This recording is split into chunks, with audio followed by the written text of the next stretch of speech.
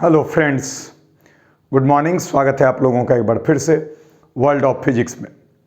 दोस्तों, हम लोग 1 बाय 1 पर डे इलेक्ट्रिक करंट या करंट इलेक्ट्रिसिटी चैप्टर के अलग अलग टॉपिक्स को बहुत ही डिटेल में पढ़ रहे हैं, ऐसा मेरा मानना है। और आगे भी और भी सारे टॉपिक्स को बहुत ही डिटेल में पढ़ेंगे। मेरा आपसे रिक्वेस्ट है कि आप अगर पढ़ना चाहते हैं और अगर आप मेरे साथ हैं, जुड़े हुए हैं, तो आप सारे लेक्चर्स को 1 बाय 1 क्लियरली देखें, अच्छे से देखें, तभी आप उसका एक्चुअल फील और उसका एक्चुअल बेनिफिट ले पाएंगे। ये बात एकदम तय है। तो दोस्तों, आई होप आप जुड़ चुके होंगे और आज का क्लास हम स्टार्ट करते हैं। आज का class board point of view से बहुत ही इम्पॉर्टेंट है, बहुत ज़्यादा इम्पॉर्टेंट, क्योंकि बोर्ड में कई बार आज जो पढ़ाने वाले हैं वह डायरेक्ट सवाल पूछा जाता है। और दूसरी बात कि जो पिछले क्लास के होमवर्क थे, बहुत बच्चों ने सॉल्व किया था, उस होमवर्क को भी हम लास्ट में आपके सामने सॉल्व करेंगे। तो चलिए आज का क्लास स्टार्ट करते हैं। बहुत ही इंटरेस्टिंग और नॉलेजेबल क्लास है आज का। चलिए, आई होप आप लोग जुड़ चुके होंगे और आप अच्छे से देख रहे होंगे। और क्योंकि आपको हर समय ये सतर्क रहना पड़ेगा कि कौन सा लेक्चर आपको कब मिलेगा नहीं मिलेगा, तो ये मेरा रिक्वेस्ट है कि आपको जब मौका मिले आप उसको देख लें, नोट्स बना लें, क्योंकि ऐसा ना हो कि अंत में आपके सर पर बहुत ज़्यादा वर्क का लोड आ जाए, पाइलअप हो जाए, जिससे कि आपको तकलीफ हो। तो स्टार्ट करते हैं आज का क्लास। आज का क्लास जो है हमारा, वो है व्हीटस्टोन ब्रिज। वो मैं आपको पहले 1 मिनट के लिए दिखाना चाहता हूं। आज का क्लास है Wheatstone bridge. This is the circuit of Wheatstone bridge. हम इसके बारे में बहुत सारी बातें डिटेल से पढ़ेंगे, लेकिन मैं कुछ चीज़ें इसके बारे में आपको पहले समझाना चाहता हूं और बाकी बहुत सारी चीज़ें मैं इसके बारे में आगे बताऊंगा, प्रूफ करूंगा जो भी। पहली बात, ध्यान से सुने। यह व्हीटस्टोन ब्रिज एक वैज्ञानिक का नाम था, जिनका नाम था व्हीटस्टोन। पूरा नाम समथिंग जॉर्ज व्हीटस्टोन होगा। यह है वेरी रिस्पेक्टफुल, ठीक है। तो उन्हीं के नाम पर ये वाला सिस्टम है जिसको कहा जाता है व्हीटस्टोन ब्रिज। एकदम ध्यान से समझिए। आप गौर से देख रहे होंगे कि इसमें 4 रजिस्टर्स लगे हुए हैं, P, Q, R and S। इसका मतलब है कि Wheatstone bridge is the combination of 4 resistors. सबसे पहला बात तो यह कि it is combination of 4 resistors. Clear. और बीच में एक आप ये देख रहे होंगे, this is actually a galvanometer. यह एक गैल्वेनोमीटर है जिसमें कि यह जो ऐसे जो ये तीर है, यह शो कर रहा है कि इसमें करंट 0 है। इसमें करंट क्या है? 0। इसलिए मैं आपको ये फिगर दिया हूं कि हम लोग भी बना सकते हैं, परंतु ये बना हुआ है और बहुत ही क्रिस्प और क्लियर है। तो आई होप आपको वो दिख रहा होगा। चलिए, बहुत अच्छी बात, दिख तो रही है। ध्यान दें, P, Q, R and S, एकदम ध्यान से समझें। और यह जो है B और D के बीच लगा हुआ एक गैल्वेनोमीटर है, जिसमें इस तरह का इसका निडल शो कर रहा है कि इसमें करंट क्या है? 0। सवाल है कि this is the combination of 4 resistors. ये क्लियर हो गया। अब है कि क्यों पढ़ते हैं इसको? ऐसा क्या है इसमें जिससे कि हम ये पढ़ते हैं? हाँ या ना? ये बात तो सोचने वाली बात है। या किस लिए बनाया होगा व्हीटस्टोन साहब ने इस ब्रिज को? ब्रिज किसको कहा जाता है? इसमें इसको कहा जाता है ब्रिज। ये देखिए, सोचिए, ये एक रास्ता है और ये एक रास्ता है, तो ये ब्रिज का काम कर रहा है। ये किस चीज का काम कर रहा है? ब्रिज का काम कर रहा है। वैसे आपको थोड़ी सी जानकारी के लिए बता दें कि ये जो है, ये एरो, ये रिवर्स होना चाहिए, ये इस तरह से होना चाहिए। इधर करंट ये इधर जा रहा है, ऐसे। आते हैं आगे, बात करते हैं, ध्यान से देखिए। कभी कभी कोई भी आदमी पिक्चर बनाता है, कुछ मिस्टेक हो जाता है। आगे बढ़ते हैं, ध्यान से समझिए। अब आपको यहाँ दिख रहा होगा P, यहाँ Q, यहाँ R, परंतु यहाँ S में एक एरो दिख रहा होगा इस तरह से ग्रीन कलर का। ये क्या बताता है? चीज़ों को एकदम अच्छे से समझते जाइए। आई एम श्योर कि कुछ चीज़ें आपको ऐसी जरूर पता चलेगी जो शायद आप नहीं जानते होंगे। यह जो है, यह दिखाता है, this is the variable resistance का साइन है। कोई भी चीज़ करंट चैप्टर में जब वेरिएबल के लिए दिखाया जाता है तो उसमें एक एरो दिखाया जाता है। This is the sign of variable resistance, sign of variable resistance, यानी कि वेरिएबल रेजिस्टेंस का चिन्ह है। वेरिएबल मतलब परिवर्तनशील, परिवर्तनशील जिसको कि बदला जा सके, वैसा रजिस्टर है, प्रतिरोध है। इतना बात समझ गए। अब आपके मन में आएगा कि क्यों बनाया गया इसे, तो मैं आपको बताना चाहता हूं कि इसको बनाने के पीछे का कारण था अननोन रेजिस्टेंस का मान पता करना। क्या? अननोन रेजिस्टेंस का, यानी कि कोई रजिस्टर है जिसका रेजिस्टेंस अननोन है, हमें पता नहीं है, उसका मान पता करना। तो अगर आपसे कोई पूछेगा व्हाट इज द यूज या why do we study Wheatstone bridge, हम लोग व्हीटस्टोन ब्रिज क्यों पढ़ते हैं या क्यों बनाते हैं, तो आपको जवाब देना है to know the resistance of unknown resistor, यानी कोई भी अननोन रजिस्टर का रेजिस्टेंस पता करने के लिए। अब समझिए, बहुत ही सुंदर है, जो कि आपको बुक्स में नहीं मिलेंगे, इसीलिए मैं ये आपको एक्सप्लेन कर रहा हूं। ध्यान से समझिएगा। होता क्या है, आप इस तरह से सेट कर लिए और यहां पर बैटरी लगा हुआ है। ध्यान से देखिए, यहां पर बैटरी लगा हुआ है, इसको बैटरी कहते हैं। आगे नेक्स्ट क्लास में, यानी कि कल के क्लास में, हम लोग बैटरी पढ़ेंगे। और मैं अभी ही बता देना चाहता हूं कि कल लेक्चर होगा, लाइव होगा, ठीक है। सो आपको उसमें प्रेजेंट रहना है, क्योंकि फिर वही वाला बात है कि आपको बाद में नहीं मिलेगा तो आप नहीं बोलिएगा। तो ध्यान से समझ लीजिए, कल का लेक्चर बहुत इंपॉर्टेंट होने वाला है, क्योंकि मैं कल बैटरी के बारे में बहुत इंपॉर्टेंट सारी बातें, बहुत अच्छा कॉन्सेप्ट आपको समझाने वाला हूं। आगे बढ़ते हैं। तो ये बैटरी लगाई हुई है, बैटरी से ये गया, ठीक है, इस तरह से।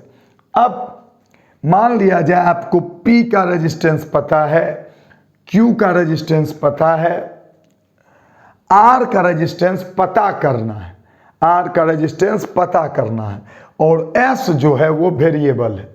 तो क्या किया था उन्होंने क्या किया था, इस तरह से P को जोड़ा, Q को जोड़ा, और यहां से यहां तक के बीच ये जोड़ दिया। और ये R हमको पता नहीं है, ठीक है, लेकिन P पता है, Q पता है, और S जो है वेरिएबल है। तो उन्होंने ये R लगा के S के रेजिस्टेंस को वैरी करना शुरू किया, S के रेजिस्टेंस को वैरी करना शुरू किया। तो एक खास रेजिस्टेंस पर, जैसे कि 0 से शुरू किया, 0 ओम, 1 ओम, 2 ओम, 3 ओम, या तो बढ़ा रहा होगा या घटा रहा होगा, व्हाटएवर, ठीक है। तो 0 ओम, 1 ओम, 2 ओम, 3 ओम, 4 ओम, 5 ओम। तो एक सर्टेन जब रेजिस्टेंस आया तो उन्होंने देखा क्या कि इसमें करंट जो है वो 0 हो गया, इसमें करंट क्या हो गया, 0 हो गया।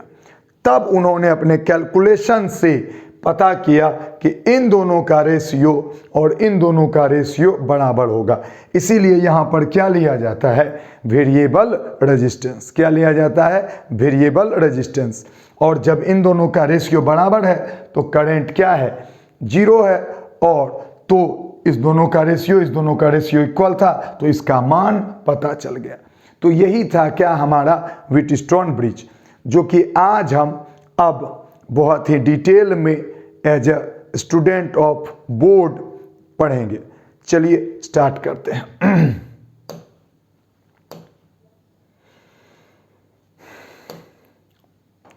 ध्यान दीजिए, सबसे पहला बात टॉपिक का नाम है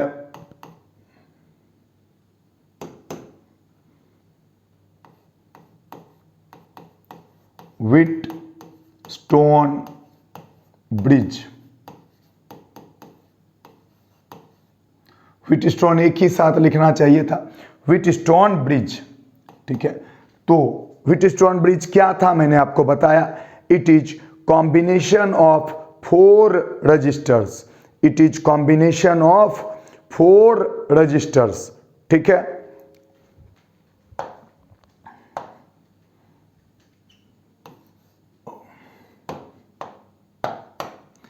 it is a circuit of combination of 4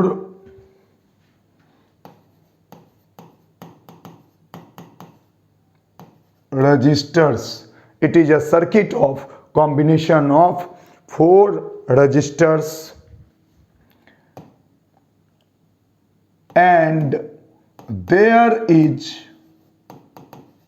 a bridge,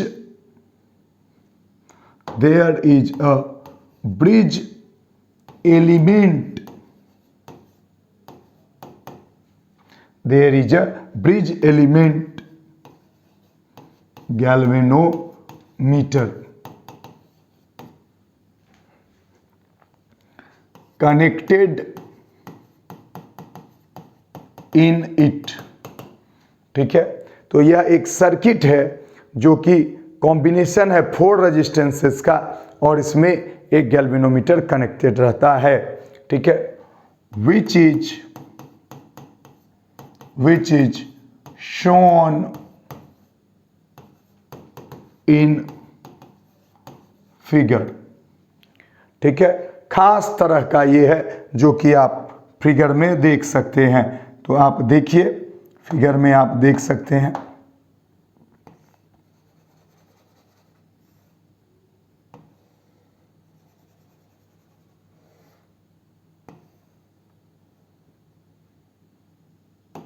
ये इस तरह से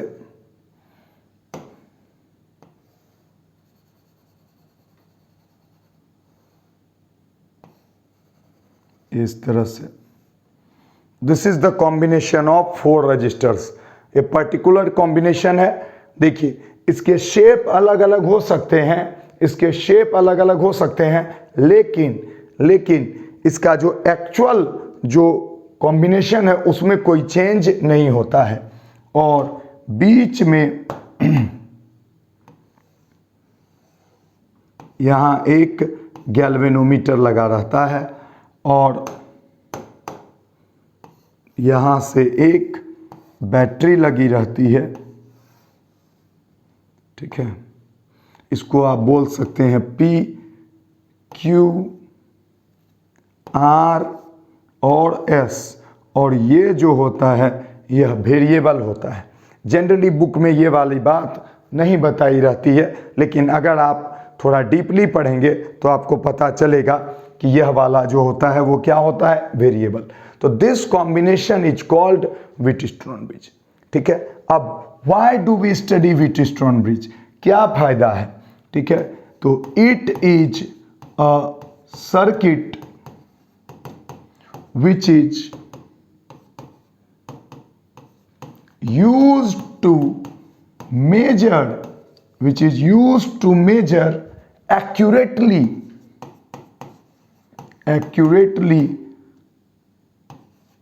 the, किस लिए, measure accurately the resistance unknown register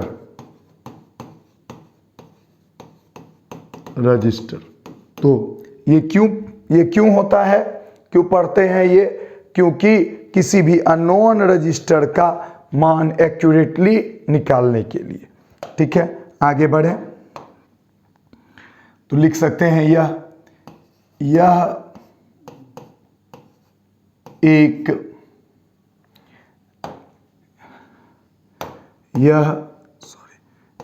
4 प्रतिरोधकों से बना एक परिपथ है जिसमें सेतु के रूप में ब्रिज को कहते हैं सेतु, व्हीटस्टोन ब्रिज को कहते हैं व्हीटस्टोन सेतु। ठीक है, यह सेतु ब्रिज इस तरह कहा जाता है, व्हीटस्टोन सेतु, जिसमें सेतु के रूप में क्या रहता है? गैल्वेनोमीटर,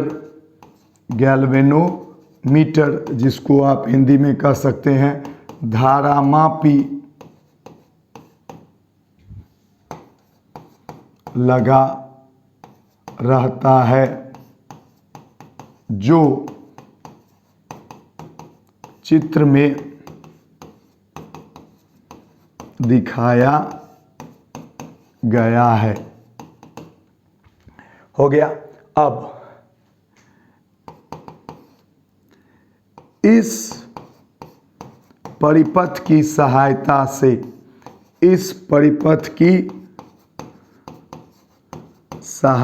से ध्यान से समझिएगा, इस परिपथ की सहायता से हम किसी अज्ञात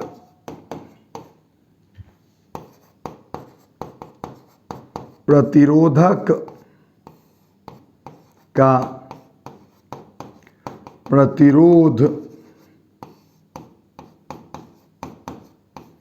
ज्ञात करते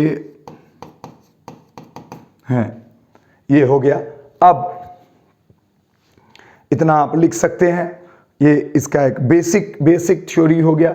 इट इज एकदम डिफरेंट टाइप एक कॉम्बिनेशन है जो कि सोचा समझा हुआ है, बहुत ही देखने में बहुत आसान है पर एक बहुत इम्पॉर्टेंट कॉम्बिनेशन है जो कि बाद में बहुत यूजफुल हुआ। इसको आप जल्दी से लिख लें। इसके बाद हम आपको बताएंगे types of Wheatstone bridge.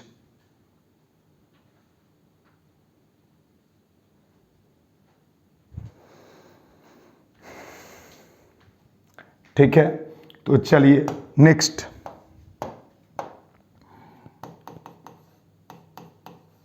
Types of Wheatstone bridge. Wheatstone bridge कितने टाइप का होता है? तो जानकारी के लिए बता दें, व्हीटस्टोन ब्रिज 2 टाइप का होता है। There are 2 types of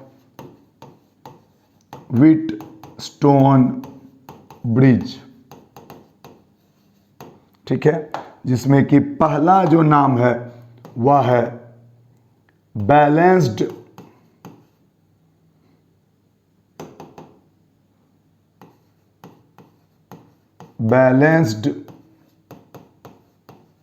Wheatstone bridge.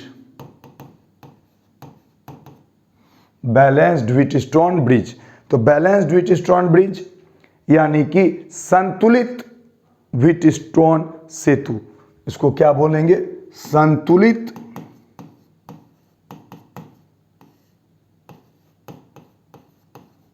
Wheatstone सेतु।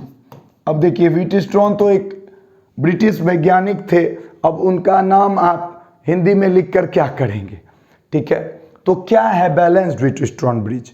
ध्यान से देखिए, जब ब्रिज एलिमेंट में जब ब्रिज एलिमेंट में करंट जीरो हो जाता है, जब ब्रिज एलिमेंट में करंट जीरो हो जाता है तो वो दोनों तरफ संतुलित हो जाता है। ध्यान से देखिए, जब ब्रिज एलिमेंट में ये हुआ आपका क्या, ब्रिज एलिमेंट, और इसमें सोचिए ये करंट है आई, तो जब ब्रिज एलिमेंट का करंट जीरो हो जाता है तो उसको बोला जाता है बैलेंस्ड व्हीटस्टोन ब्रिज। तो लिखेंगे when current passes through bridge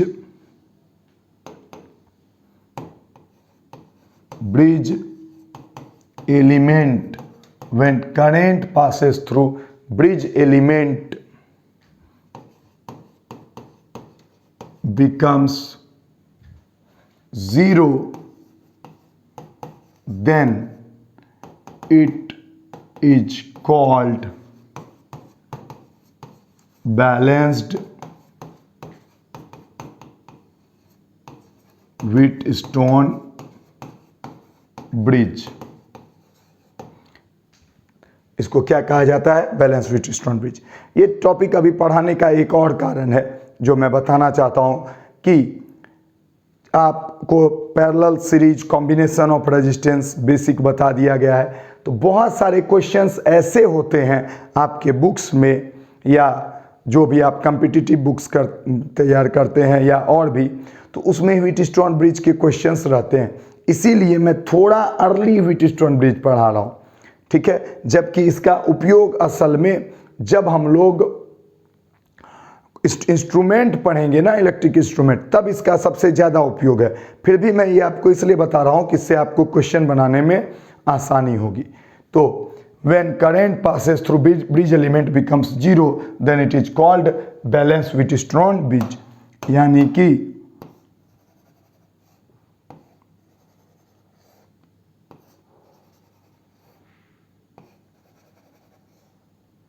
देखिए इधर,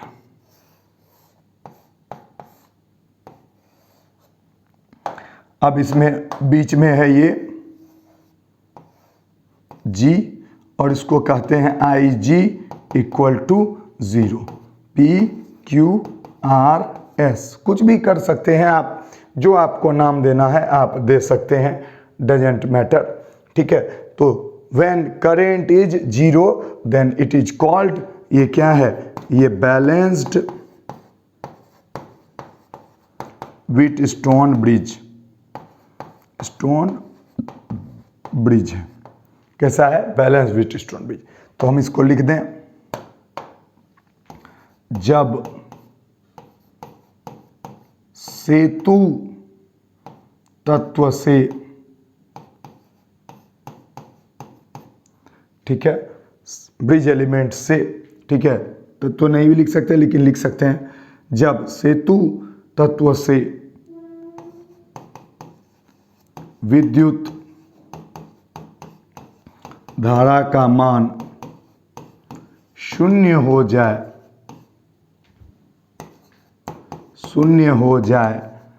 तो इस प्रकार के व्हीटस्टोन सेतु को संतुलित कहा जाता है, संतुलित कहा जाता है, ठीक है। तो यही आपको पढ़ना है। अब ये संतुलित तो जरूरी नहीं हर समय ये संतुलित नहीं रहेगा, हर समय ये संतुलित नहीं रहेगा। जब इसको किसी एक को चेंज करके हम गैल्वेनोमीटर में देखते रहेंगे कि कब करंट क्या हो गया, जीरो, तब कहेंगे कि नाउ इट इज बैलेंस्ड, ठीक है। तो पहला हो गया आपका क्या, बैलेंस व्हीटस्टोन ब्रिज। जल्दी लिख लीजिए इसको।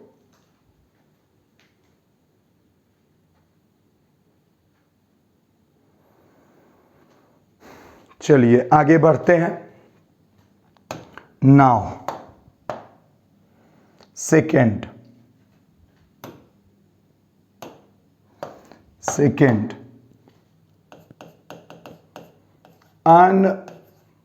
unbalanced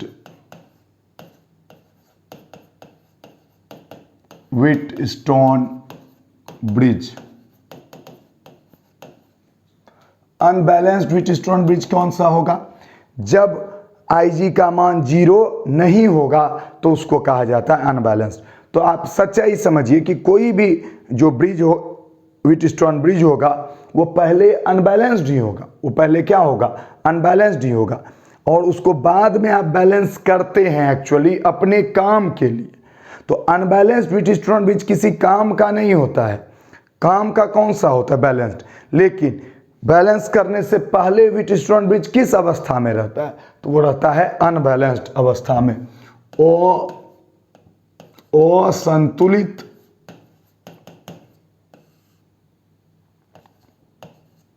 व्हीटस्टोन सेतु। ठीक है, तो क्या लिखेंगे? When current passes through bridge element, when current passes through bridge element is not 0, then it is called unbalanced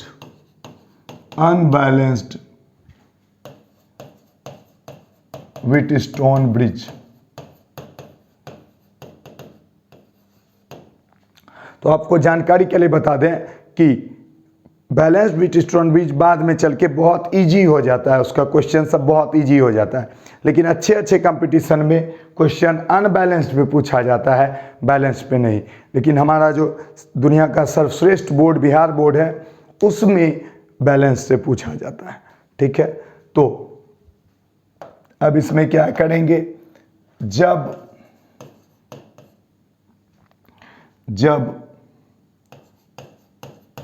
सेतु तत्व या धारामापी से गुजरने वाली धारा शून्य ना हो तो इसे क्या कहा जाता है?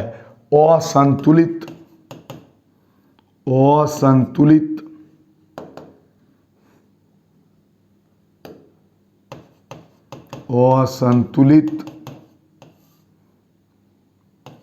व्हीटस्टोन ब्रिज कहा जाता है। अगर कहा जाए तो ये वाला भी जो होता है ना ब्रिज, और संतुलित में भी, अनबैलेंस्ड में भी दो टाइप का हो सकता है। अनबैलेंस्ड में भी दो टाइप का हो सकता है। ठीक है, there can be two types of unbalanced Wheatstone bridge.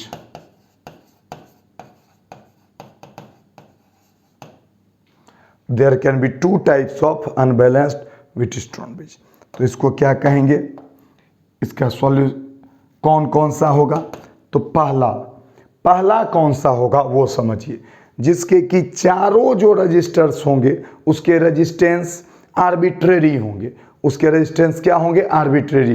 कोई 2 ओम, कोई 4 ओम, कोई 12 ओम, कोई 13 ओम, इस तरह से कुछ भी। आई बात समझ में? तो उसको कहते हैं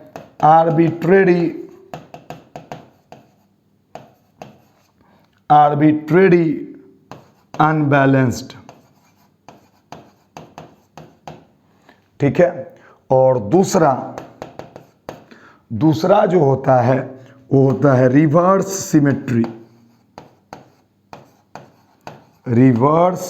सिमेट्री, यानी सिमेट्री का उल्टा। हम आपको ये जो दोनों टाइप हैं, इस दोनों पे आगे चल के क्वेश्चंस बताएंगे। तो अभी आप सिर्फ नाम जान जाए, आर्बिट्रेरी का मतलब हुआ कि जिसके चारों जो रजिस्टर्स होंगे वो कुछ भी हो सकते हैं, उसका कोई ठिकाना नहीं है। और रिवर्स सिमेट्री का मतलब हुआ, रिवर्स सिमेट्री का मतलब हुआ, एक सेकेंड में मैं आपको यहां बताना चाहता हूं।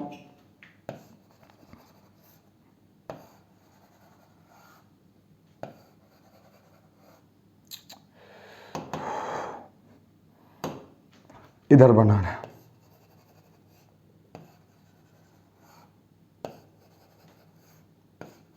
ये हमारा तैयार हो गया। ये जी रिवर्स सिमेट्री का मतलब क्या हुआ? रिवर्स सिमेट्री का मतलब हुआ कि अगर यहाँ R1 है और यहाँ R2 है, ठीक है, तो यहाँ जो है यहाँ NR2 है और यहाँ NR1 है। इसका मतलब क्या हुआ? ये देखिए, इधर R1 इधर R2, तो उधर उल्टा है, उधर NR2 तो इधर NR1। R1 R2 अगर इधर भी रहता R1 R2 या NR1 NR2, ठीक है, तो ये होता सिमेट्री। ये क्या है? Reverse symmetry. इधर R1 इधर R2 तो उधर उल्टा, उधर R2 और इधर R1, इसी को कहते हैं रिवर्स सिमेट्री। तो आई होप इतना तो आप लोग देख चुके होंगे। अब हम लोग पहले बैलेंस्ड व्हीटस्टोन ब्रिज को सॉल्व कर लेंगे, उसके कंडीशन निकाल लेंगे, ठीक है, और तब हम आगे बढ़ेंगे। तो जल्दी से इसको लिखिए।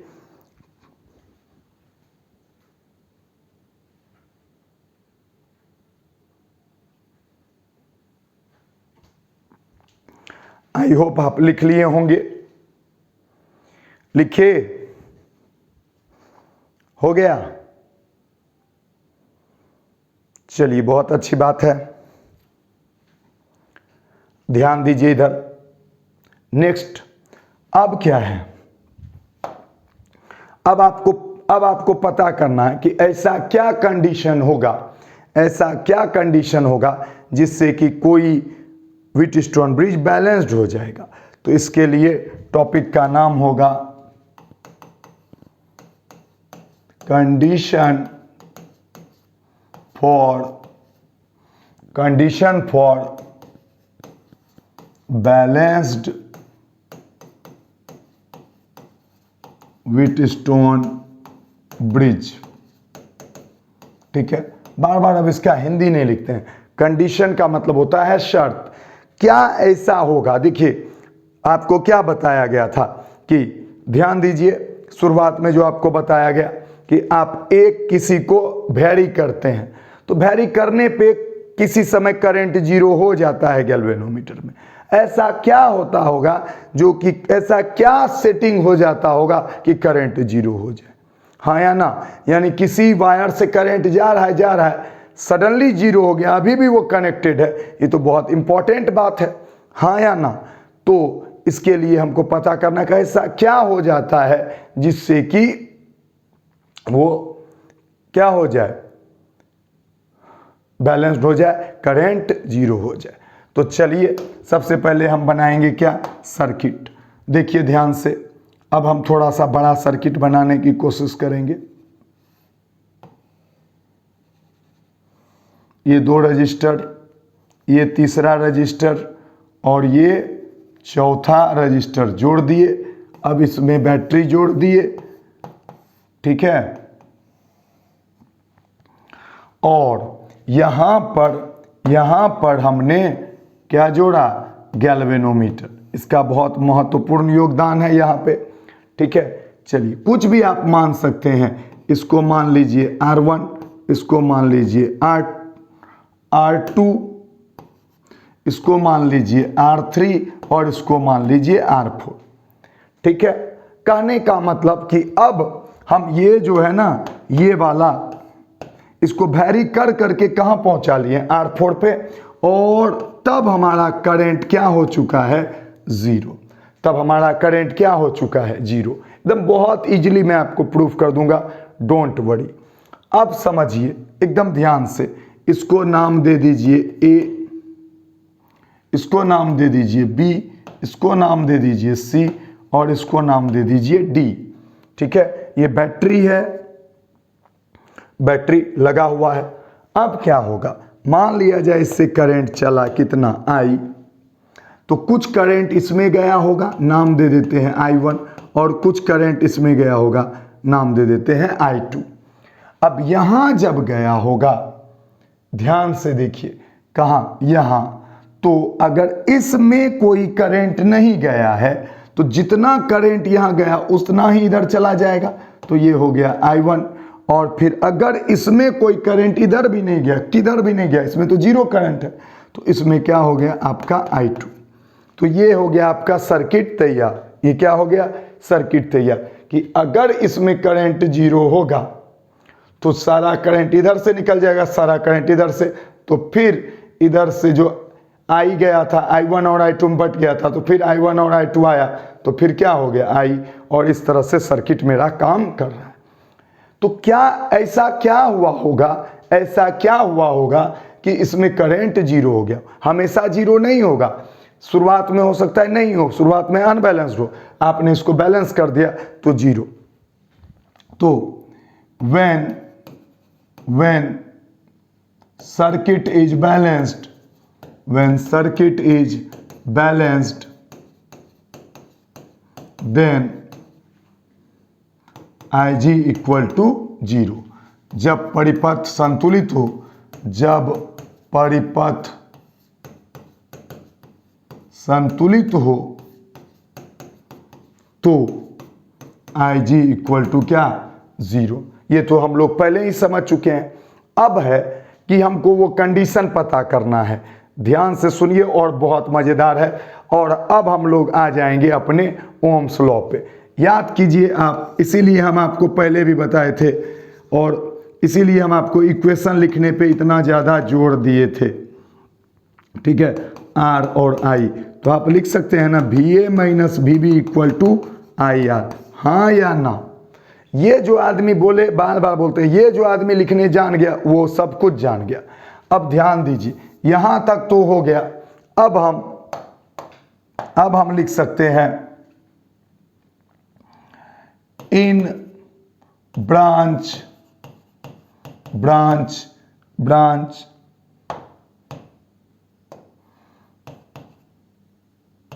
AB, ब्रांच AB को देखिए, तो हम लिख सकते हैं क्या, VA minus VB equal to I1 R1। बोलिए, इसमें कोई दिक्कत हो तो बोलिए। दिस इज द इक्वेशन 1, ठीक है। अब नाउ अब क्या लिख सकते हैं, VA इस इधर भी लिख सकते हैं, ठीक है, इन ब्रांच BC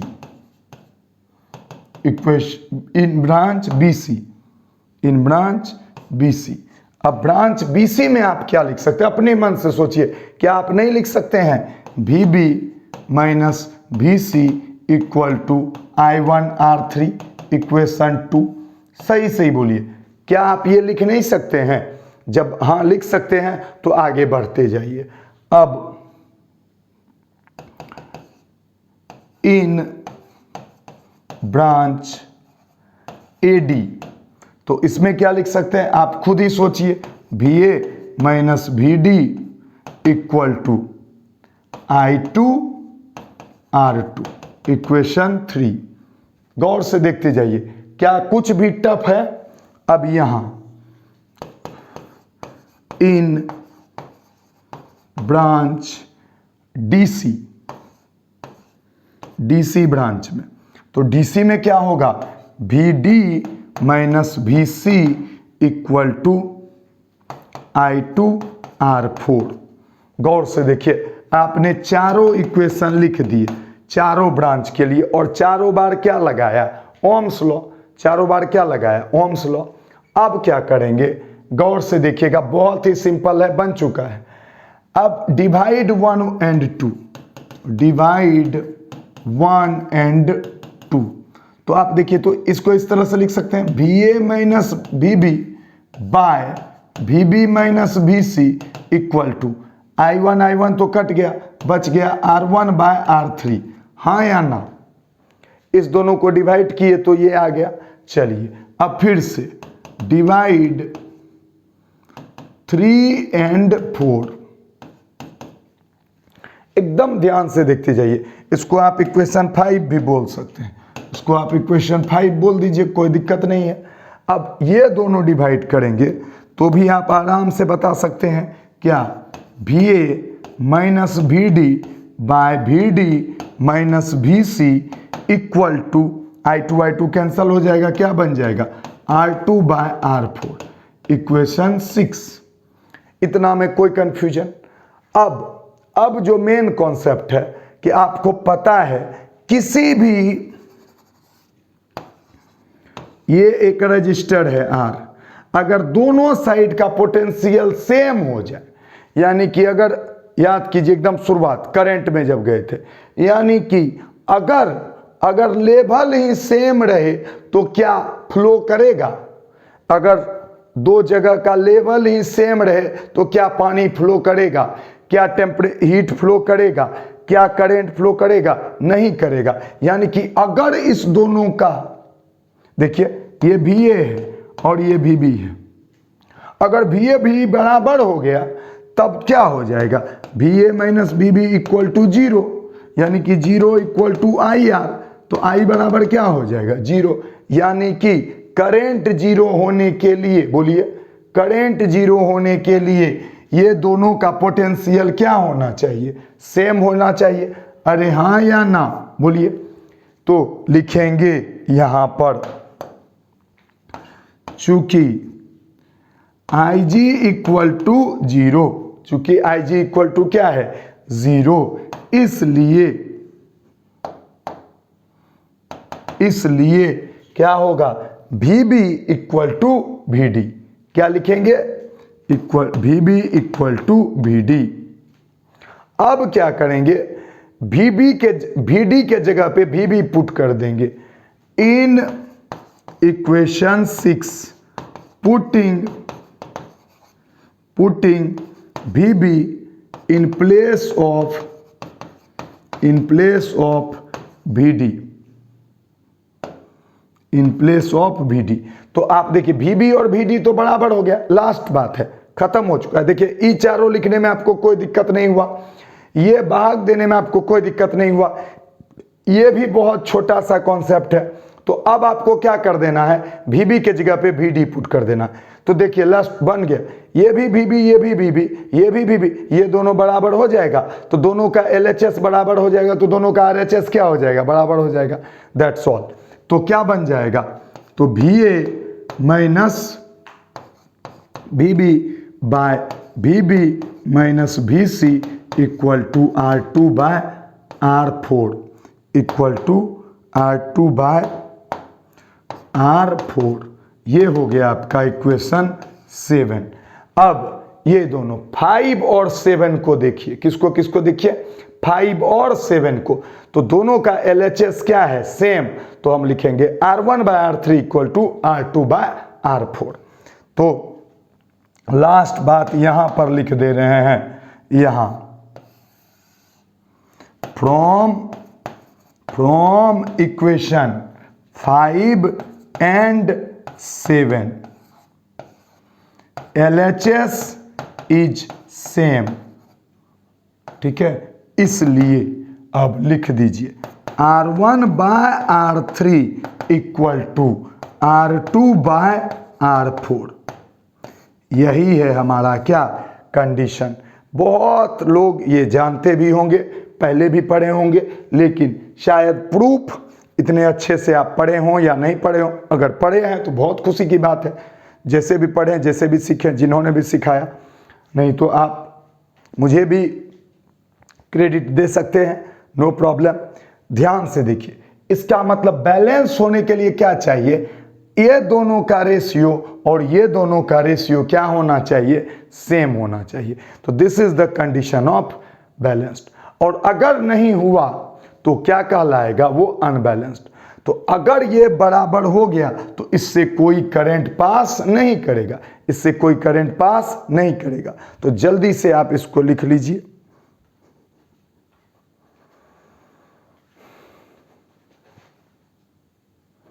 अगर एग्जाम में ये क्वेश्चन आता है तो आपको कैसे बनाना है, आपको पहले इसका डेफिनेशन दे देना है व्हीटस्टोन ब्रिज का। अगर आप टाइप लिख सकते हैं तो टाइप भी लिख देना है, और तब कंडीशन लिख करके इसको प्रूफ कर देना है। तो ये आएगा तो आप ये बना दीजिएगा। आई होप आप इसका स्क्रीनशॉट ले चुके होंगे। ठीक है, तो यही है आपका, और बहुत ही सिंपल है। देखिए ये आप करने के बाद ये चारों इक्वेशन, इसीलिए मैंने इक्वेशन पे बहुत जोर दिया है, आप देख सकते हैं, क्योंकि मेरे हिसाब से यही फिजिक्स है। ठीक है, तो आगे बढ़ें, आगे बढ़ते हैं। अब आपके सामने हम देते हैं सिचुएशन, और आपको देख करके बताना है कि कौन बैलेंस्ड है और कौन सा बैलेंस्ड नहीं है। ठीक है, तो चलिए देते हैं, 3 ठो दे देते हैं। आपको बताना है which one is balanced, which one is unbalanced, और अगर आप रिवर्स बैलेंस्ड भी बता सकते हैं तो वो भी बताना है।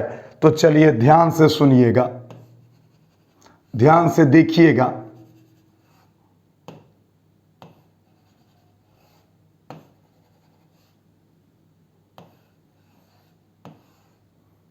ये एक है, अब इसमें हम आपको सेट करते हैं 2 4 3 7। ये पहला आपको बताना है कि ये बैलेंस्ड हुआ कि अनबैलेंस्ड हुआ। फिर अगला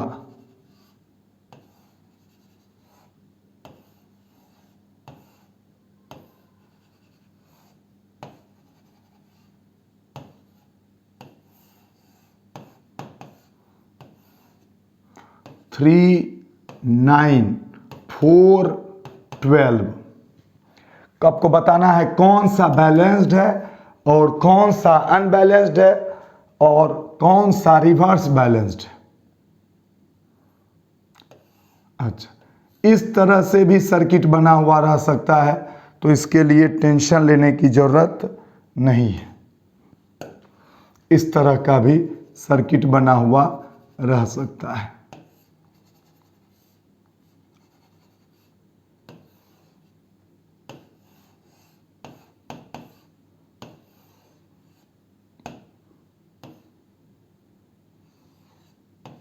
देखिए ये जो यही चीज है, सेम बात समझिए। यहां से ऐसे तार चला गया तो यहां से यहां के बाद ऐसे गया, तो इसको आप अगर तार समझिएगा तो आप आराम से समझ जाइएगा। और ये है गैल्वेनोमीटर। अगर ये है 2 6 और वो है 6 2, सब ओम है, ओम ओम ओम ओम ओम।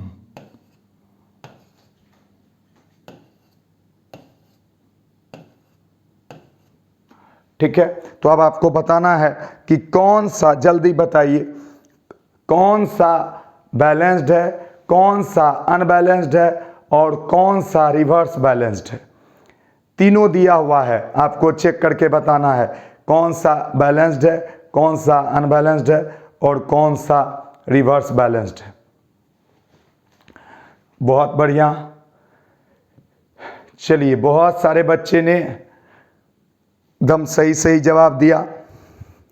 अब आप सोच रहे होंगे कि मुझे कैसे पता। मुझे पता है, बहुत सारे बच्चे ने सही सही जवाब दिया, मैं भी देख रहा था।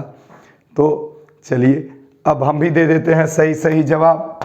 तो यह पहला जो है यह है अनबैलेंस्ड। अब आप पूछिएगा सर आपको कैसे पता चला, तो जैसे आपको पता चला तो आप कीजिए 2/4 कीजिए और फिर इधर 3/7 कीजिए। देखिए ये दोनों क्या इक्वल है, नहीं है, तो ये हो गया अनबैलेंस्ड। अच्छा, अब ध्यान से समझिए, ये वाले को देखिए। तो अगर अनबैलेंस्ड नहीं है, ये अनबैलेंस्ड है, तो इसमें जो होगा IG, तो हम लिख सकते हैं IG नॉट इक्वल टू 0। ठीक है, तो हम सर्किट देख करके भी पता कर सकते हैं अब कि कब अब हम कंडीशन समझ गए तो कौन सा में 0 होगा और कौन से में 0 नहीं होगा। चलिए ये वाला देखिए, इसको देखते हैं 3/9 और 4/12, अब इसको कटाइए 3, यानी ये क्या हुआ 1/3 इक्वल टू 1/3। तो ये क्या हो गया बैलेंस्ड, ये क्या हो गया बैलेंस्ड, यानी कि IG इक्वल टू 0। इसका मतलब होता है कि अब इस पोर्शन का कोई उपयोग नहीं है, यानी कि इसको आप अब काट के हटा भी दीजिए तो जिस चीज से करंट जा ही नहीं रहा है तो उसके रेजिस्टेंस का सर्किट पे कोई प्रभाव नहीं पड़ता है। क्या समझे? जिस चीज से करंट जा ही नहीं रहा है उसके रेजिस्टेंस का सर्किट पे कोई प्रभाव नहीं पड़ता, तो आप इसको काट के हटा सकते हैं। ये देखिए this is the reverse balanced, देखिए 2/6 और उसको कीजिए 6/2, 1/3, 3/1। तो देखिए ये क्या है रिवर्स है, एक दूसरे का उल्टा है, रेसिप्रोकल है। देखिए रेशियो जो है रेसिप्रोकल, रेसिप्रोकल। तो ये हो गया आपका रिवर्स्ड अनबैलेंस्ड। हम बार बार शायद रिवर्स बैलेंस्ड बोल रहे थे, ये रिवर्स अनबैलेंस्ड, ठीक है। तो सबका ऑलमोस्ट सबका जवाब सही था जितने लोगों ने दिया था, वेरी गुड। तो चलिए इस पे अब आखिरी एक बात, तो कि अगर इस टाइप के क्वेश्चंस रहेंगे तो आप कैसे सॉल्व करेंगे। ध्यान से देखिए, अगर इस तरह से रहे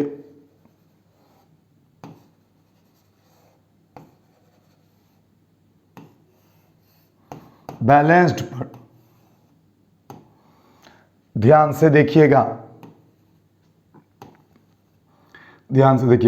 ये है 2, ये है 6, ये है 3, ये है 9, ठीक है, और बीच में दिया हुआ है कुछ 5 ओम, इस तरह से।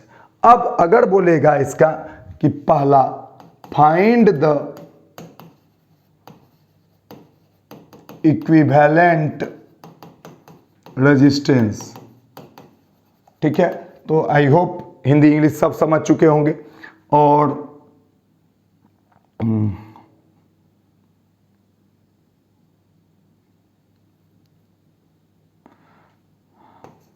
30 वोल्ट, सोचिए ये 30 वोल्ट का बैटरी है इस तरह से। तो फाइंड द इक्विवेलेंट रेजिस्टेंस पूछा इस तरह के सिचुएशन में, तो ना ये कोई सीरीज है और ना ये कोई पैरेलल, ना कोई सीरीज में है और ना कोई पैरेलल। ध्यान से देखिए, क्योंकि ये अगर सीरीज होता तो इससे ब्रांच निकल गया, ठीक है, लेकिन और ये पैरेलल भी नहीं है क्योंकि ये दोनों सेम पॉइंट पे जुड़ा नहीं है। तो नो सीरीज नो पैरेलल, ये हुआ व्हीटस्टोन ब्रिज। अब हम क्या देखेंगे, तो सबसे पहले देखेंगे रेशियो। क्या देखेंगे? रेशियो। तो 2/6 और इधर 3/9, 1/3 और इधर भी 1/3, रेशियो क्या है? सेम। तो ये क्या हो गया? बैलेंस्ड। ये क्या हो गया? बैलेंस्ड व्हीटस्टोन ब्रिज, ठीक है। अब बैलेंस्ड हो गया तो इससे क्या होगा? Current zero. अब जिस सर्किट के जिस ब्रांच से करंट नहीं जा रहा हो वो ब्रांच रहे या ना रहे कोई फर्क नहीं पड़ता। तो अल्टीमेटली यह चीज कैसा हो गया? अल्टीमेटली यह चीज सिर्फ और सिर्फ ऐसा हो गया, सिर्फ और सिर्फ ऐसा हो गया कि एक 2 है, फिर यहाँ से 3 है, ओम है ये सब, ठीक ना, और फिर यहाँ से इस तरह से। गौर से देखिएगा, एकदम गौर से देखिएगा। तो ये 2 ओम है, 3 ओम है, 6 ओम है और 9 ओम है। अब देखिए, अब जब ये हट गया तब ये सीरीज हो गया, क्योंकि ब्रांच ही नहीं बचा।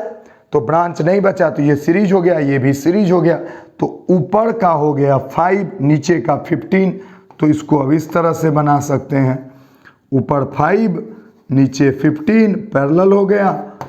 बैटरी 30 वोल्ट, 5 और 15, और इस दोनों को आप बोल सकते हैं 1/r equivalent equal to 1/r1 plus 1/r2, यानी 1/r equivalent equal to 1/5 plus 1/15, 15 3 plus 1 यानी कि 1/r इक्विवेलेंट। तो r equivalent equal to 15/4, r equivalent equal to 15/4 आ गया। अब अगर इसी में पूछा जाता कि करेंट क्या होगा, तो करेंट इक्वल टू करेंट, तो ध्यान से देखिए करेंट क्या होगा, 30 बटे current I equal to 30/15/4, 8 ampere. Current कितना जाएगा, 8 एम्पियर। तो दिस इज द, अब अगर फिर पूछेगा इधर से कितना करंट जाएगा, इधर से कितना, तो आप करंट डिवीजन फॉर्मूला लगा दीजिएगा। करंट डिवीजन फॉर्मूला जो कि मैंने पिछले क्लास में बताया था, बहुत यूजफुल है अच्छे लेवल के क्वेश्चन को बनाने के लिए, जिसका कि एक बार हम लिख भी देते हैं आपको। I1 बराबर IR2/R1 प्लस R2 और I2 बराबर IR1/R1 प्लस R2। तो ये दोनों लगा करके आप फॉर्मूला भी सॉल्व कर सकते हैं। तो ये हुआ आज का व्हीटस्टोन ब्रिज, पूरी तरह से कंप्लीट हुआ। बैलेंस वाला, अनबैलेंस्ड वाले पर जो क्वेश्चंस होंगे वो मैं आपको आगे बताऊंगा, ठीक है। सो डोंट वरी, अगले क्लास में, नेक्स्ट क्लास में हम जरूर मिल रहे हैं, यानी कि कल संडे को मैं लाइव रहूंगा आपके इसी टाइम पर, और कदापि क्लास ना छोड़ें क्योंकि बहुत ही इम्पोर्टेंट चीज़ पढ़ाने वाला हूं। तो चलिए, bye bye, thank you so much.